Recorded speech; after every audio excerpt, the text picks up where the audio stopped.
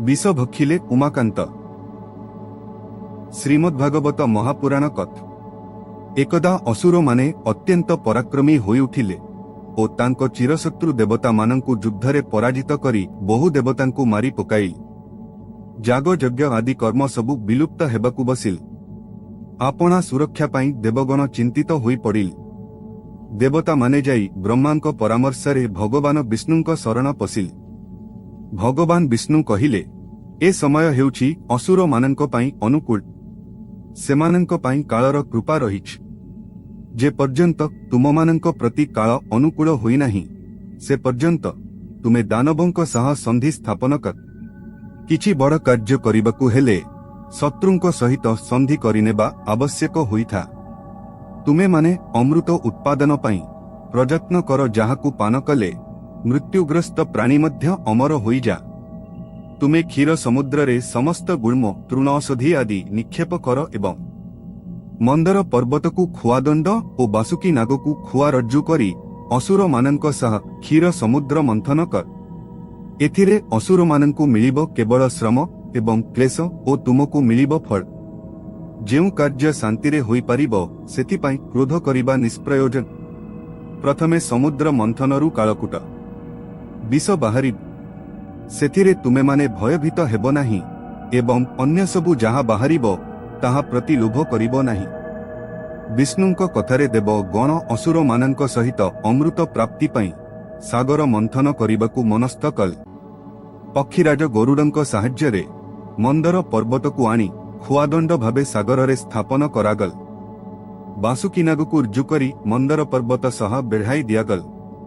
असुर माने बासुकींक लांगुड एवं देवता माने मुंडपटकु धरी खूब जोररे बुलाइबारे लागिल। मात्र पर्वतर कोनोसी आधार नथिबारु ताहा सागर मध्यरे बुड़ीबारे लागिल।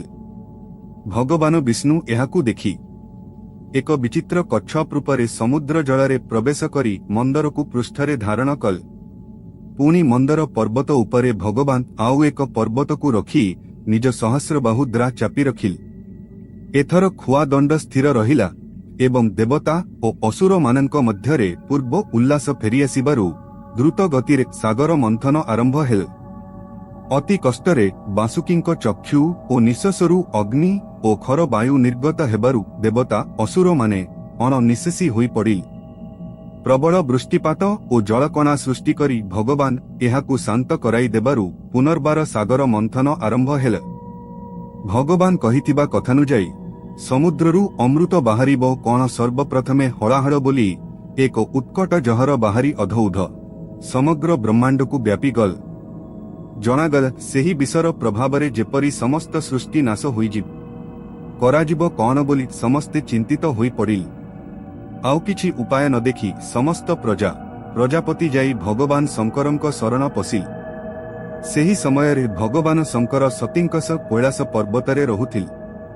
प्रजापति माने सेठारे पहुंची शिवंकु स्तुति करी कहिले, हे देवदेव महादेव, आपण समस्त प्राणींक आत्मा। आमे माने आपणंक शरणापन्न। आपण त्रिभुवनकु दहन करुथिबा ए कालकूट विष जलारु आमकु रक्षा करंत। आपणंक लीला अव्यक्त। लोकंक मंगल निमंते ही आपण व्यक्त रूपरे रहिछंत। आपण मंगलमय। आपण ओंकार रूपे जेउ श्याम ज्योतिरे अवस्थान करिछंती ताहाकु शिव आख्या दिया जाइछ। ए संकटरु केवल आपण ही उद्धार करिबा निमंते समर्थ। हे देवेश, आपण आमकु रक्षा करंत। प्रजामानंक विकल देखि भगवान शिव सतींकु कहिले, भवानी देख, सागर मंथनरु जात कालकूट विष पाई समस्त प्रजामानंकर किपरि विपद उपस्थित होइछ। एमानंकु अभय दान करिबा समर्थ व्यक्तिर कर्तव्य। एणु मु जगतर कल्याण पाई एही हलाहल विषकु पान करुछ। भवानी शंकरंक प्रभाव जानिथिल, तेणु से एहाकु अनुमोदन कले एवं विश्वभावन प्रभु भोलानाथ विषपानरे प्रवृत्त हेल। मंगलमय सदाशिव चारियारे व्यापी जाइथिबा हलाहल विषकु निज पापुलीकु उठाई आनी पान करिदेल। संसार रक्षा पाईगल। किंतु एही हलाहल भगवान शंकरंक गଳାରେ जाई रहीगल। प्रभु शंकर हेले नीलकंठ। सपान करुथिला बेले हातरू तांकर केई बुंदस झरी पड़िथिल। सेही विषकु साप ବିଛା ଓ କିଛି ବୃକ୍ଷଲତା ଗ୍ରହଣ କରି ସଯୁକ୍ତ ହେଲେ। ସମସ୍ତେ ଆଶ୍ୱସ୍ତ ହେଲେ ଏବଂ ପୁଣି କ୍ଷିପ୍ରଗତିରେ ଖୁଆଦଣ୍ଡ ବୁଲାଇ ସାଗର ମନ୍ଥନ ଆରମ୍ଭ ହେଲେ।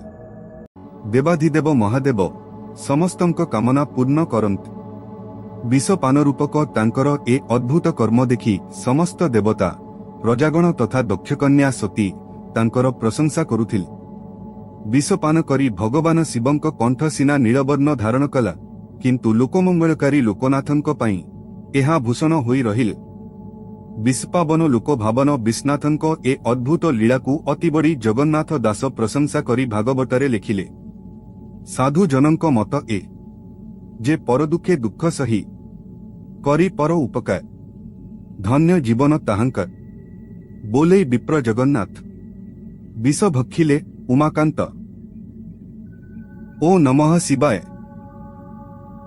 ଅର୍ଜୁନୀ ଚରଣ ବେହେରା। ଆପଣ ଶୀର୍ଷକ ନ୍ୟୁଜ୍ର ୟୁଟ୍ୟୁବ୍ ଚ୍ୟାନେଲକୁ ସବସ୍କ୍ରାଇବ୍ କଲେଣି କି? ଯଦି କରିନାହାନ୍ତି ଏବେ କରିନିଅନ୍ତୁ। ଏହା ସହ ଶୀର୍ଷକ ନ୍ୟୁଜ୍ର ଫେସବୁକ୍ ପେଜକୁ ଓ ଟ୍ୱିଟରକୁ ଲାଇକ୍ ଓ ଫଲୋ କରନ୍ତୁ। ଜୟ ଜଗନ୍ନାଥ।